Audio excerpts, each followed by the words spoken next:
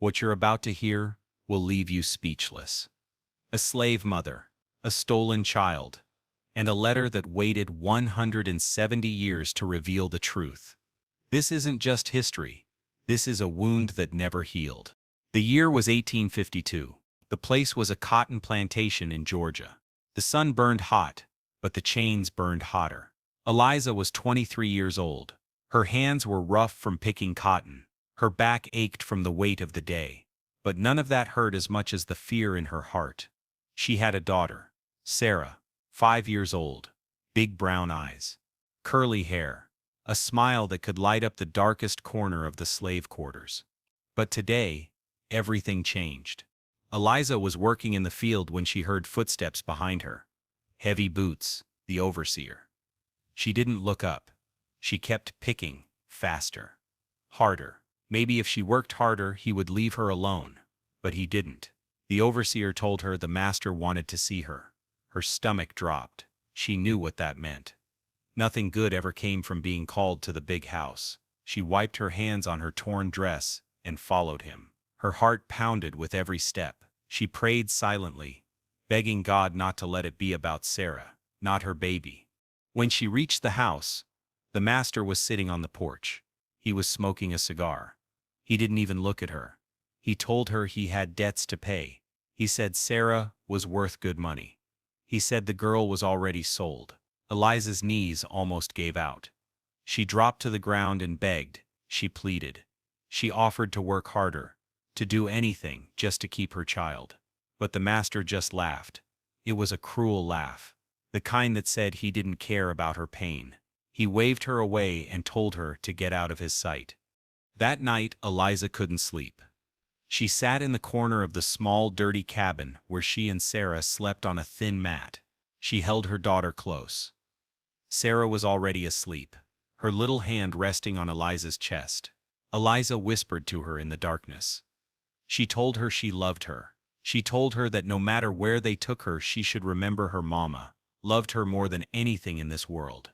Sarah stirred but didn't wake. Eliza's tears fell silently.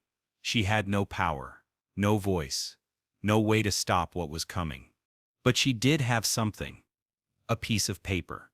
A small, torn scrap she had stolen from the big house, and a piece of charcoal. She couldn't read well. She couldn't write much. But she knew a few words. Words the old preacher had taught her in secret.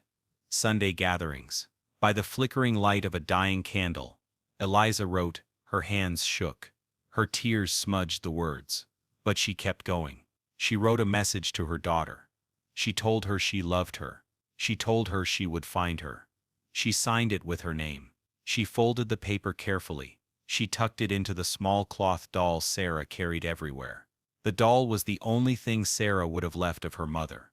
The next morning came too fast. The sun rose. The birds sang.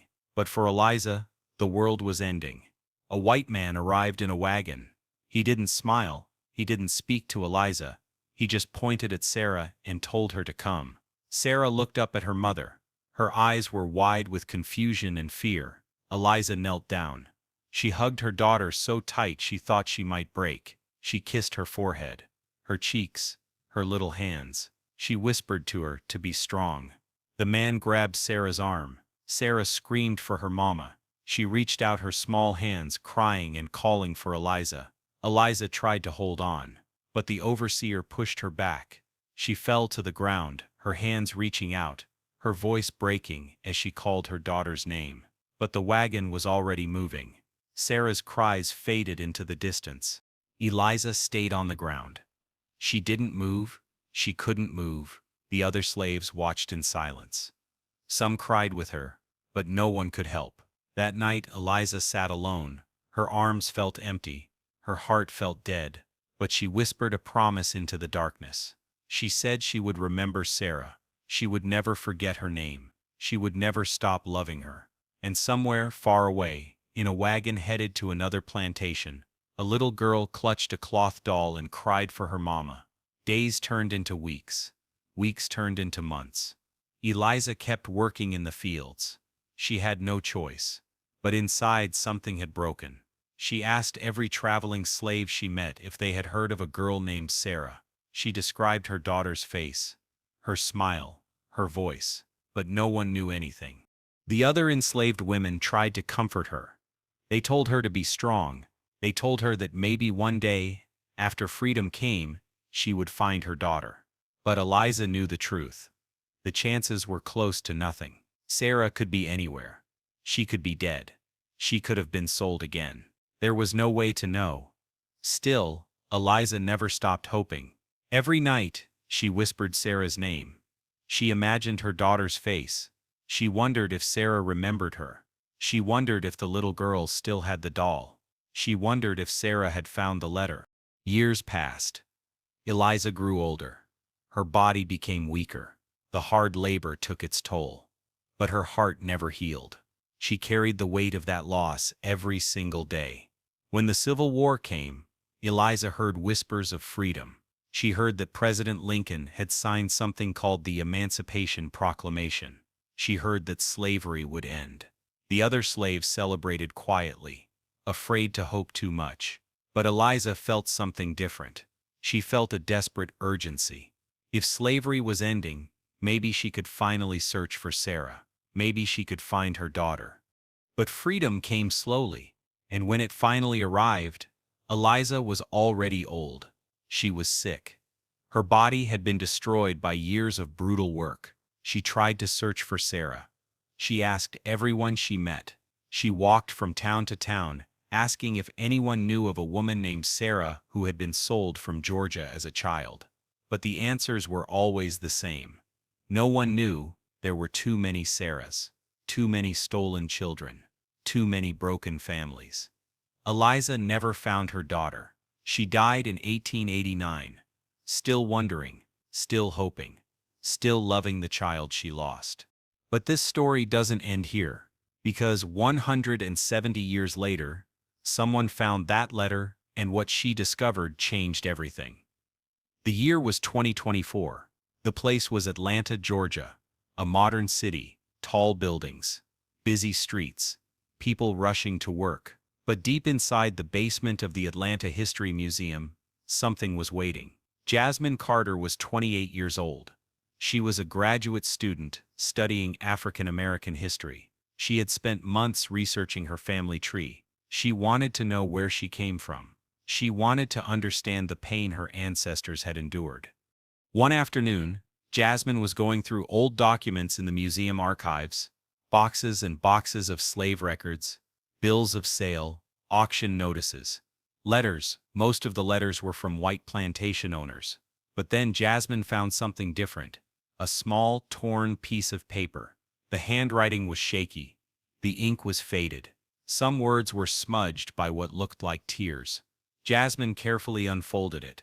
Her hands began to tremble as she read the words. The letter was short, simple, but it carried a weight that made Jasmine's chest tighten.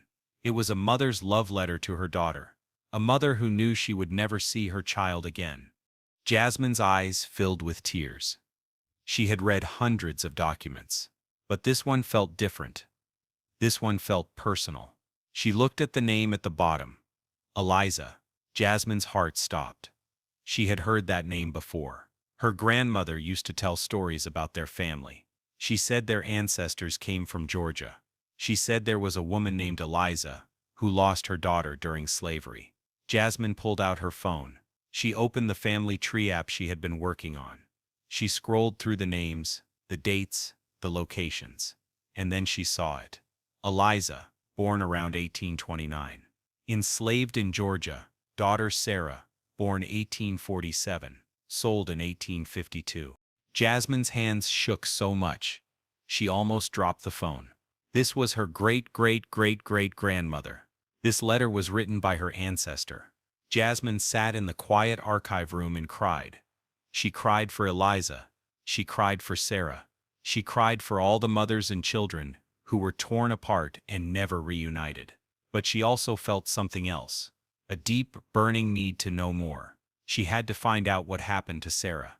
Over the next few weeks, Jasmine became obsessed. She spent every free moment in the archives. She searched through old plantation records. She contacted historians. She joined genealogy groups online, and slowly, piece by piece, the story came together. Sarah had been sold to a plantation in Alabama. She grew up there. She had children of her own, and even though she never saw her mother again, she kept the cloth doll. She kept the letter hidden inside it. Sarah passed the doll down to her daughter, and her daughter passed it to her daughter, generation after generation. But somewhere along the way, the doll was lost. Or so they thought. Jasmine kept digging. She found a record of an estate sale in the 1920s. Items from an old black family in Alabama were sold off. Among them was a cloth doll. The doll ended up in the hands of a collector, and decades later it was donated to the Atlanta History Museum. Jasmine's heart raced. She contacted the museum's textile department. She asked if they had any cloth dolls from the 1800s. They did. Jasmine went to see it. The curator brought out a small faded doll. It was worn. The fabric was thin, but it was still intact. Jasmine asked if she could examine it closely. The curator agreed. With gentle hands, Jasmine turned the doll over. She felt along the seams, and then, hidden in a tiny pocket sewn into the back, she felt something. Paper. Her hands trembled as she carefully pulled it out. It was the letter. The same letter Jasmine had found in the archives was a copy. This was the original. Jasmine held it in her hands and wept. She wept for the mother who wrote it. She wept for the daughter who carried it. She wept for the generations of pain and loss. But she also felt something powerful: connection, legacy, strength. Eliza's love had survived. It had traveled across time. It had reached Jasmine. But Jasmine's discovery was only the beginning, because when she shared Eliza's story with the world, something unexpected happened. Jasmine decided to write about Eliza and Sarah. She published an article online. She shared the letter. She told the story of how she found it. The article went viral. Thousands of people read it. Thousands more shared it. Comments poured in from all over the country. People said the story moved them to tears. They said it reminded them of their own ancestors. They said it made them think about the pain that still exists today. But one comment stood out. One comment stood out. A woman named Angela wrote that she believed she was also descended from Sarah. She said her grandmother used to tell stories about a cloth doll in a letter. Jasmine reached out to Angela. They compared family trees. They looked at DNA results, and they discovered they were cousins. Sarah's bloodline had split into different branches. Jasmine and Angela were part of the same family.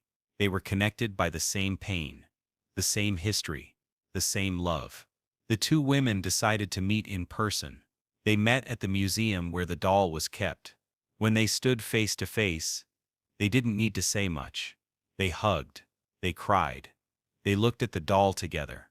And for the first time in over a century, two descendants of Sarah stood together, honoring the mother who never gave up hope.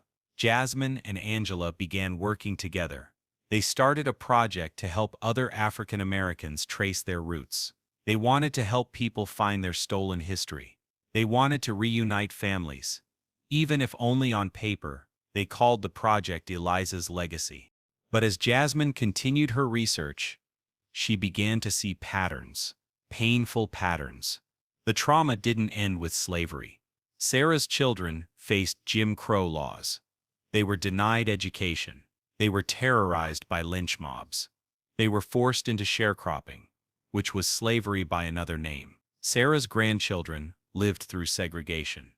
They couldn't vote. They couldn't sit at the same lunch counters as white people. They were beaten for demanding basic rights, and Sarah's great-grandchildren, people alive today, still face systemic racism. They are disproportionately incarcerated. They are denied equal opportunities. They are killed by police at alarming rates. Jasmine realized that Eliza's story wasn't just about the past, it was about the present. The chains were invisible now, but they were still there. One day, Jasmine was invited to speak at a conference about African American genealogy. She stood on stage and told Eliza's story. She showed the audience the letter. She showed them the doll, And then she said something that made the room go silent. She said that when she looked at that letter, she didn't just see history, she saw her own life. She talked about how her brother had been stopped by police 17 times in 2 years, for no reason other than being a young black man. She talked about how her cousin was denied a job even though she was more qualified than the white candidate who got it. She talked about how her grandmother still flinched when she saw a Confederate flag. The audience was silent. Some people nodded, some people cried, and some people looked uncomfortable. But Jasmine didn't stop. She said that Eliza's pain was still alive. It was alive in every black mother who feared for her son's life when he walked out the door. It was alive in every black child who was told they weren't good enough. It was alive in every black family that had been torn apart by a criminal justice system designed to oppress them. She said that until America faced its past, it could never heal its present. After the conference, people came up to Jasmine. Some thanked her. Some argued with her, but many said they had never thought about it that way before. One white woman approached Jasmine with tears in her eyes. She said her ancestors had owned slaves in Georgia. She said she had recently found documents proving it. She said she didn't know what to do with that information. Jasmine looked at her for a long moment. Then she said that acknowledgement was the first step, but it wasn't enough. Real change required action. It required fighting against the systems that still oppressed black people. It required using privilege to lift others up. The woman nodded. She said she wanted to help. She asked how. Jasmine told her about Eliza's legacy. She told her they needed funding. They needed researchers. They needed people willing to do the hard work of uncovering the truth. The woman became one of their biggest supporters. She donated money. She volunteered her time. She used her connections to help other descendants find their families. But not everyone was supportive. Jasmine started receiving hate messages online. People told her to stop living in the past. They said slavery was over. They said she was just trying to make white people feel guilty. Jasmine didn't respond to the hate. She kept working. She kept telling stories. She kept fighting for the truth. Because she knew that Eliza's letter wasn't just a piece of paper, it was proof. Proof of love. Proof of pain. Proof that black lives mattered then, and they matter now. Months turned into a year. Eliza's legacy grew. They helped hundreds of people find their roots. They uncovered countless stories of families torn apart by slavery, and each story was a reminder of the debt that America still owed. One day, Jasmine received a message from a man named Marcus. He said he was a descendant of the plantation owner who had sold Sarah. He said he had found documents in his family's attic, bills of sale, letters, records. He said he wanted to make them public. He said it was the right thing to do. Jasmine was skeptical at first, but when she met Marcus, she saw genuine remorse in his eyes. He showed her the documents. Among them was a bill of sale for Sarah, 5 years old, sold for $300. Jasmine's stomach turned. She had read hundreds of these documents, but seeing Sarah's name on one made it real in a way nothing else had. Marcus asked what he should do.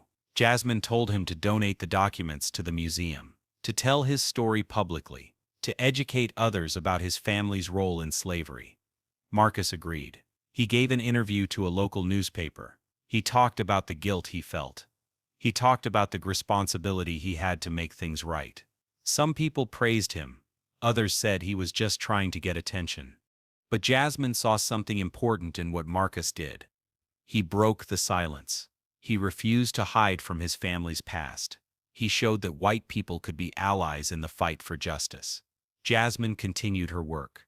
She spoke at schools. She gave interviews. She wrote articles. And everywhere she went, she carried Eliza's letter with her. She said it was her reminder that love is stronger than hate, that truth is more powerful than lies, that the past is never really past. One evening, Jasmine sat alone in her apartment.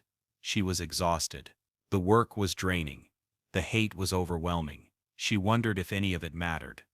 And then her phone buzzed. It was a message from a young girl named Aisha. Aisha said she had seen Jasmine's talk online. She said she had always felt ashamed of her family's history. She said her teachers never talked about slavery. She said she felt alone. But after hearing Jasmine's story, she felt proud.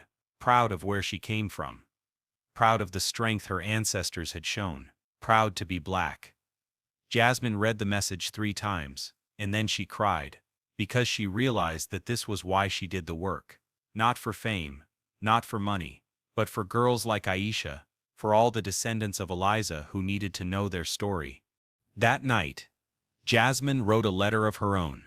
She wrote it to Eliza. She thanked her for never giving up. She thanked her for loving Sarah even when they were apart. She thanked her for writing that letter. She said that because of Eliza's love, Sarah's story lived on. And because of Sarah's story, Jasmine knew who she was. She knew where she came from. She knew why she fought. Jasmine ended the letter with a promise. She promised to keep telling the story. She promised to keep fighting for justice. She promised to honor Eliza's legacy.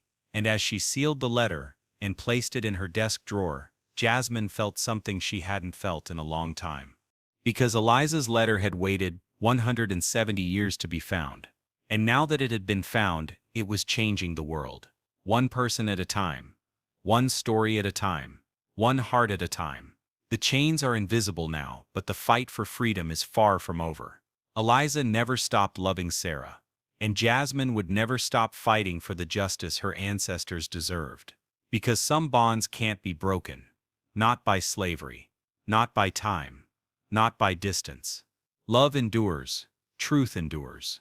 And the legacy of those who suffered will never be forgotten.